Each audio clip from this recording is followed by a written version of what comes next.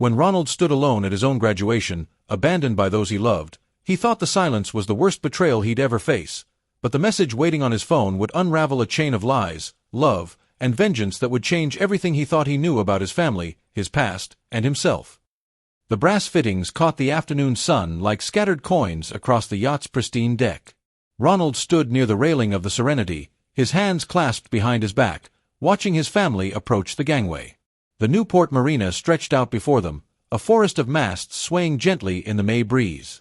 His heart pounded like a slow drumbeat. 2 months of planning had led to this exact moment.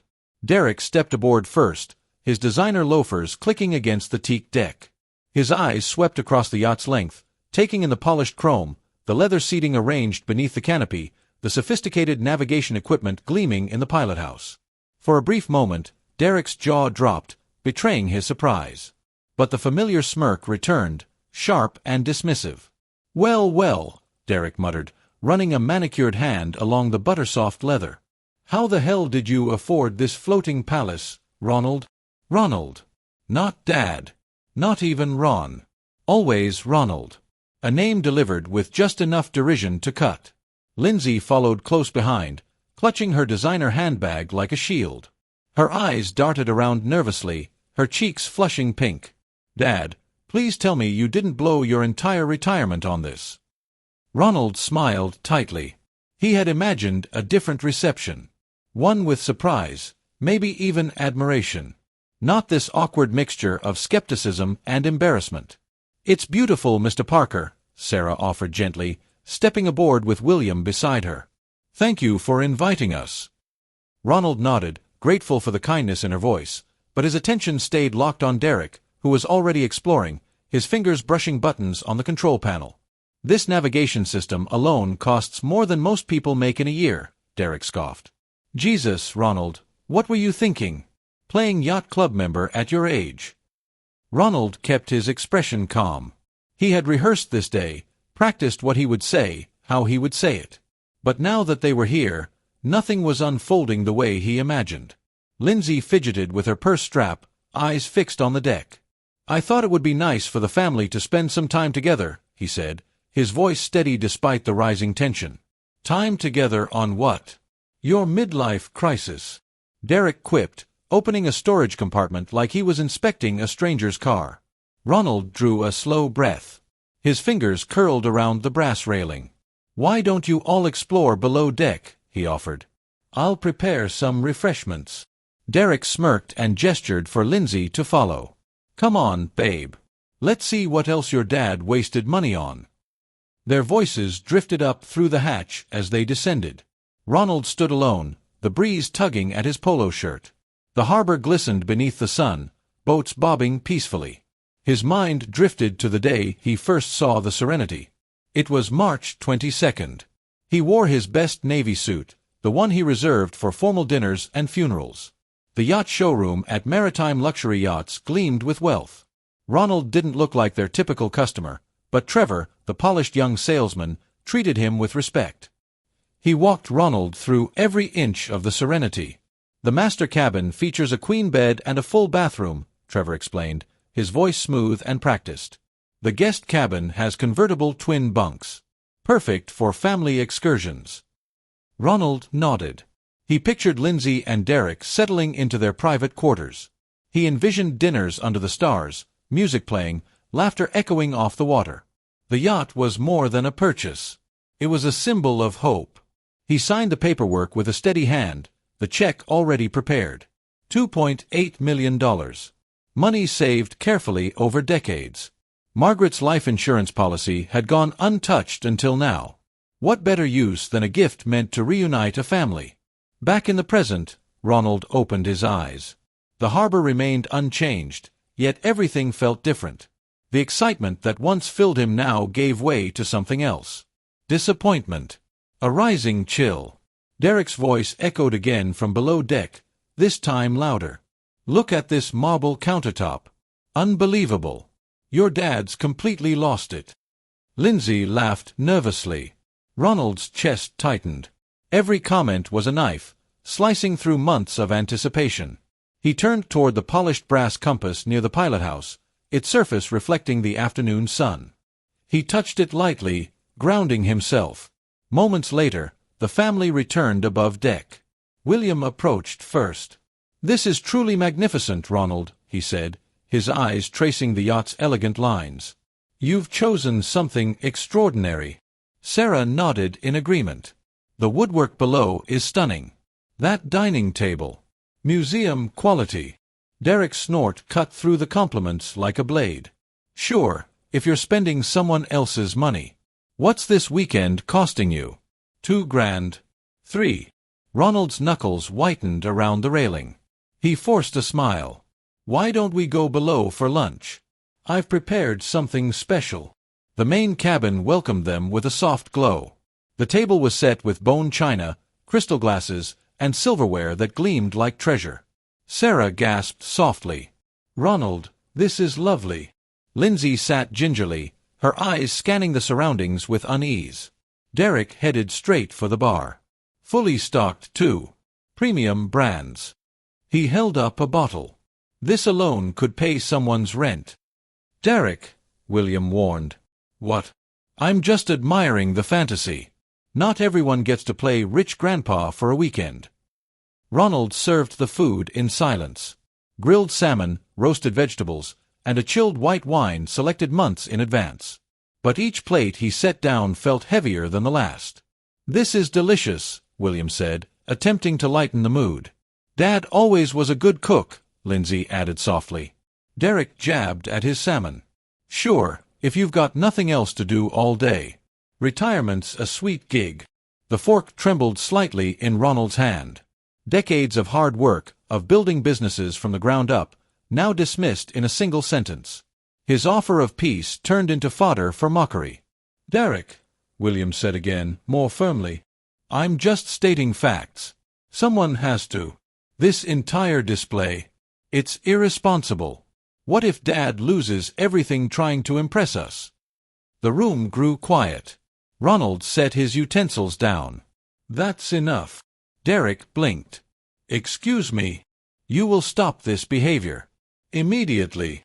Derek's smirk returned, but there was tension now behind his eyes. "We're family. I'm allowed to express concern." "No, what you're doing is belittling," Ronald said. "You are a guest on this yacht.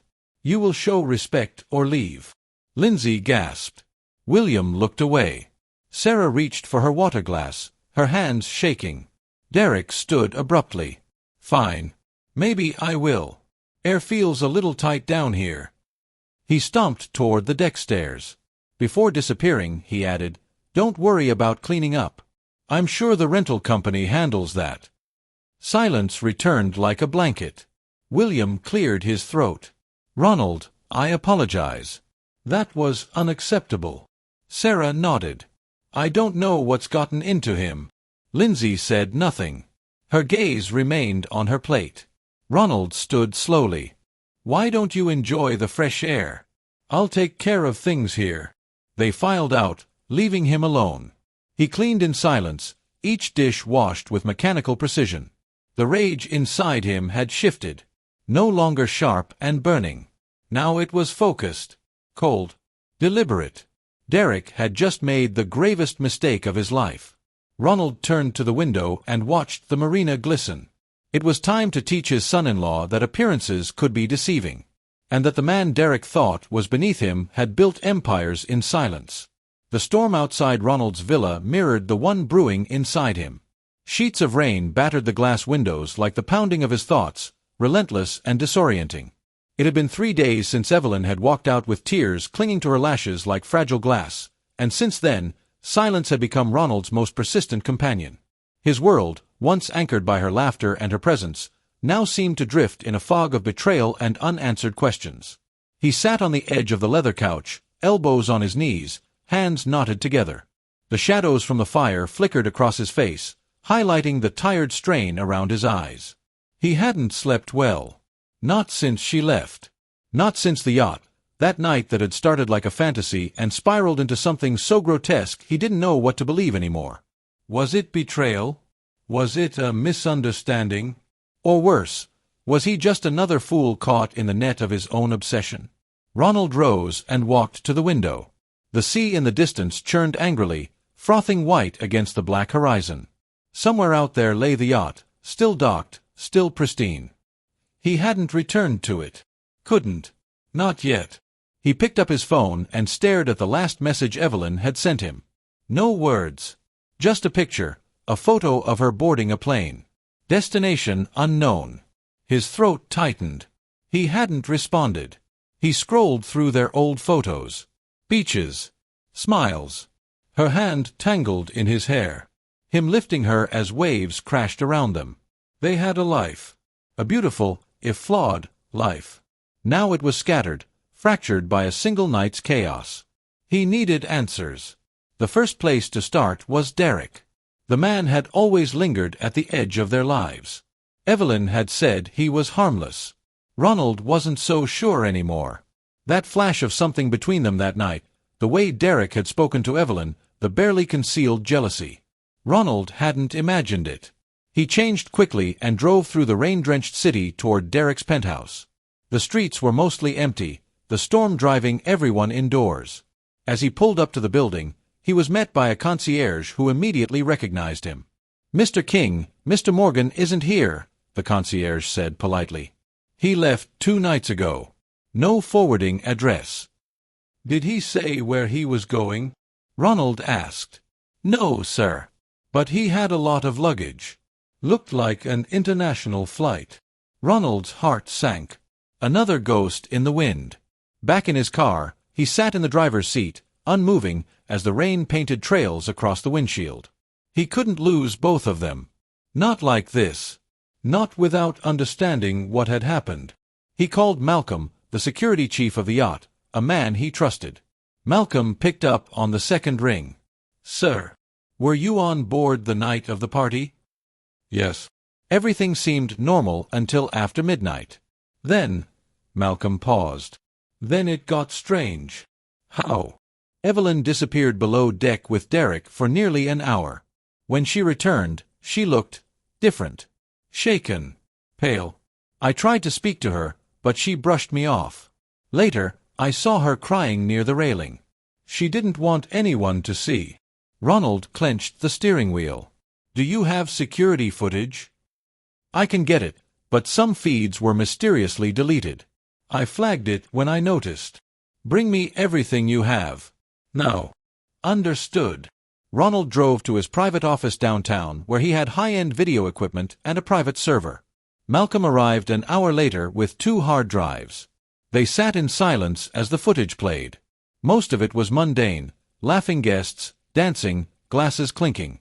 But then Derek and Evelyn disappeared down the lower hall, toward the staterooms. The hallway camera cut out 30 seconds after they entered. "Where's the rest?"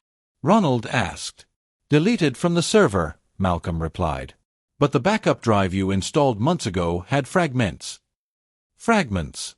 They isolated and restored as much as they could. A few choppy seconds showed Derek grabbing Evelyn's arm. She pulled back. Another frame showed her slapping him. Then nothing. Ronald felt like vomiting. He had to find her. Over the next 3 days, he launched a search through private channels, security clearances, travel logs, financial activity. Finally, one clue surfaced, a purchase in a small coastal town in Portugal. A hotel room booked in her name. Ronald wasted no time. He boarded his private jet and flew across the ocean, heart pounding with every mile. He arrived just as the sun dipped below the Atlantic horizon, casting long shadows across the cobbled streets. The hotel was quiet, an old stone building overlooking the sea. He walked up to the front desk. "Room 306, he said. The receptionist hesitated but handed him the key without protest. He climbed the stairs slowly, uncertain what he would find. Would she scream at him? Would she weep? Would she send him away? He opened the door. Evelyn stood by the window, silhouetted by the dying light. Her eyes widened when she saw him. "You shouldn't be here," she said. "I had to come," Ronald replied, voice steady. "I saw what happened. On the yacht." She turned her face away, but not before he saw the tears. "He said he'd ruin you," she whispered. "If I didn't go with him. If I didn't pretend." Ronald walked to her. "Why didn't you tell me?" "Because you would have done something stupid. Something dangerous." And he said he'd leak everything. "My past. My secrets. Things that could hurt you, your company, your reputation." Ronald touched her arm gently. "Nothing matters more than you. We fight this. Together." Her resolve broke and she collapsed into his arms, sobbing. But even in their reunion, Ronald knew something darker still lurked beneath the surface. Derek hadn't just run away. He was planning something. Something bigger. And Ronald would be ready. Even if it meant becoming a man he swore he'd never be. Ronald sat motionless on the cold bench outside the hospital wing, the soft hum of fluorescent lights above casting pale shadows on the tiled floor. The last words from Amanda lingered in his mind, sharp as glass. She had left without a promise of return, her eyes wet with regret but firm with decision. Her footsteps had echoed down the corridor like a verdict, final and echoing. For days, he wandered the edges of his own world, doing his job by rote, greeting clients with a distant smile, attending meetings that blurred into meaningless jargon. The emptiness Amanda left behind had carved a hollow place inside him. He thought of her every morning when the sun warmed the kitchen counter where she used to lean, sipping tea and humming softly. Her absence was louder than anything her presence had ever been. But the storm wasn't only within him. A letter arrived, unsigned, typed, dropped into his mailbox without a stamp. It read like a threat dressed in courtesy. It warned Ronald to stop looking into Derek's records. It named no names but implied knowledge far too specific to be a coincidence. The weight of it in his hands chilled him more than the words did. He didn't tell anyone, not even Arthur. Not yet. Ronald returned to the Foundation office after hours, unlocking the file room with trembling fingers. He found a file Amanda once referenced. It detailed unusual overseas transactions routed through shell companies. The amounts were staggering. The paper trail led to a seemingly defunct research partnership in Eastern Europe, a front, Ronald now realized, for whatever dark schemes Derek had entangled the organization in. Then came the night when the building's alarms were triggered. Ronald had been inside. The security lights had gone red, sirens echoing down the stairwells. He had barely locked the cabinet again before ducking out a side exit.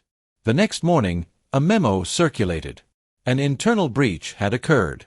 Nothing was missing, they claimed. But Ronald knew they were watching now. At the board meeting that week, Derek's demeanor had shifted. He no longer masked his disdain. When Ronald asked about the Foundation's new International Outreach Fund, Derek leaned forward and said, "Not everything is your concern, Ronald. Perhaps you're stretching beyond your role." Ronald didn't answer, but inside, something hardened. His private investigator, whom he had hired quietly weeks ago, messaged him with findings. The man Derek had once introduced as a consultant was in fact an ex-defense contractor, linked to operations in arms distribution and conflict zones. Photographs confirmed him attending off-the-record meetings funded by the Foundation. The conspiracy wasn't just financial. It was dangerous. Meanwhile, Amanda had gone silent. Ronald resisted reaching out. His pride was bruised, his trust shattered, but his heart still ached with the weight of her departure. He reread her last message often. "I had to choose between truth and comfort. I hope you understand someday." Then came the night Arthur called, voice trembling. "You need to come now." Ronald arrived at Arthur's home to find him with bruises on his face and blood on his shirt. Someone had followed him after his interview with a whistleblower, a former logistics officer at one of Derek's fake subsidiaries. They'd threatened him to stay quiet. He had refused. Now he was a target. Ronald brought Arthur to a safe-house apartment owned by an old college friend. They laid low while they gathered what they could. Ronald contacted Amanda at last, not to blame her, but to ask for help. She answered in a whisper, voice wrapped in fear. "They came to my apartment. Took my laptop. I don't know who they are, but they knew about us. About what we found." She agreed to meet Ronald again, but under one condition: they would record everything, make a digital backup, and send it to multiple media outlets as insurance. This was no longer a story they could contain. The reunion was brief, tense, but electric with unresolved feelings. Amanda was changed, more guarded, less idealistic. But in her eyes, Ronald still saw the woman who once believed they could change the world. They didn't speak of love. They spoke of survival. In the coming days, they built a digital fortress, encrypted files, video recordings, timelines, corporate trails, and false identities connected to Derek's global scheme. Every night, they moved locations. Every morning, they checked for tails. The paranoia was real and justified. Then came the day they uploaded the full archive to 3 secure journalism platforms. Ronald clicked send with shaking fingers. He knew there was no going back. That same night, Amanda vanished. Ronald waited at the safe house, pacing like a man being eaten alive from the inside. Hours passed. No word. Her phone went offline. Her signal disappeared. She had told him she was going to meet someone who claimed to have access to Derek's offshore accounts. She never returned. Ronald couldn't sleep. Couldn't sit still. Couldn't think clearly. He tore through their plans, looking for anything they might have missed. Arthur tried to keep him grounded, but even he was shaken. Then the anonymous email arrived. It contained a single video clip, security camera footage. Amanda, hooded, surrounded by 2 men in black jackets. A timestamp. 2 nights ago. A location marker. An industrial district on the city's outskirts. No further messages. Ronald stared at the frozen frame of Amanda being shoved into a van. The storm that had brewed inside him for months had now become a hurricane. He printed the image and folded it into his wallet. He didn't cry. He didn't scream. He simply stood, grabbed his coat, and said to Arthur, "I'm going to bring her back." Arthur didn't ask how. He only handed Ronald a burner phone and a USB. "If you don't come back, this goes to the press." "Agreed." Ronald nodded. He walked into the storm with nothing left to lose. Ronald sat in the dimly lit living room of his apartment. The only sound was the slow tick of the antique wall clock his grandmother had given him before she passed. Its rhythmic beat echoed like a countdown. A countdown to what, he didn't know, but he felt it pressing on his chest. Outside, the city moved on, oblivious to the chaos unraveling inside him. The events of the past weeks had unraveled like a thread from a sweater, slow, deliberate, impossible to stop. Lena's betrayal was no longer just a wound. It was a void, a hollow place in his chest that no amount of reasoning or revenge could fill. Ronald had spent days tracing the roots of everything.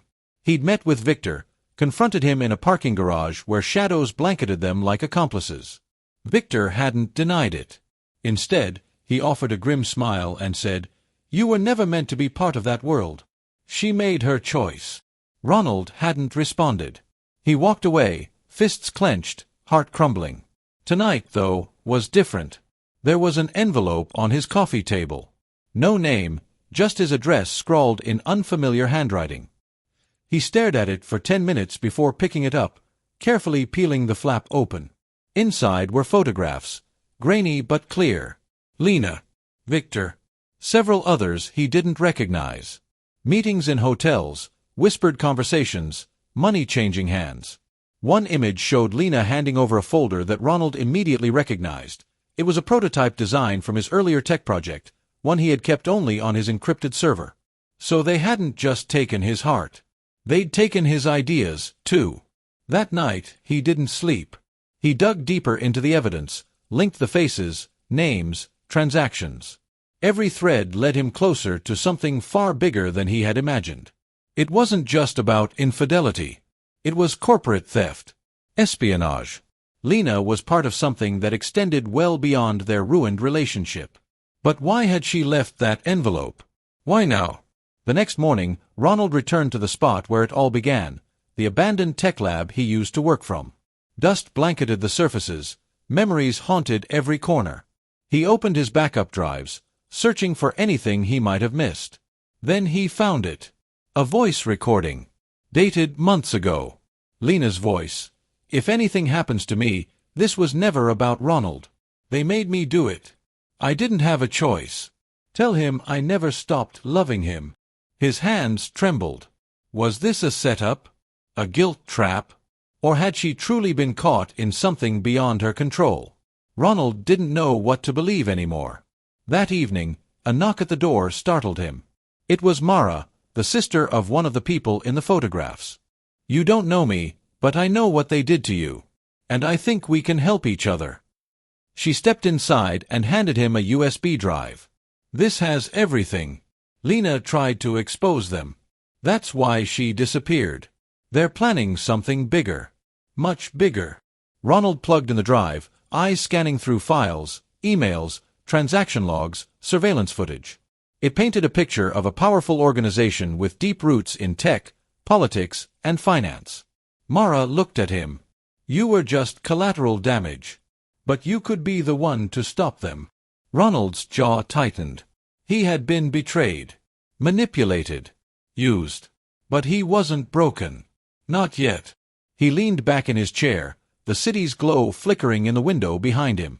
Lena's face haunted his thoughts, but now he had a mission. Let's bring them down. Mara nodded. It won't be easy. But we'll start with Victor. Ronald stared at the final image on the screen, Victor standing beside an unfamiliar man, both wearing matching lapel pins. The symbol was strange. Almost like a triangle intersected by a serpent. The storm was far from over. But Ronald was done being a victim.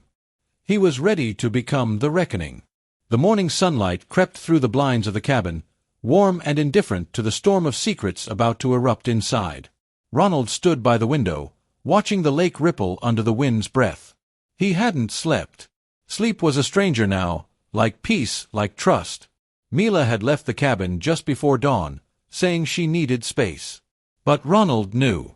Space meant secrets. And he was tired of secrets. He turned his attention to the small wooden box on the table. Inside it were copies of everything he and Liam had uncovered, documents, transaction records, video footage, voice recordings. The culmination of months of surveillance, risk, and obsession. The truth about Vincent's empire, and how it had nearly destroyed him. He heard the crunch of gravel.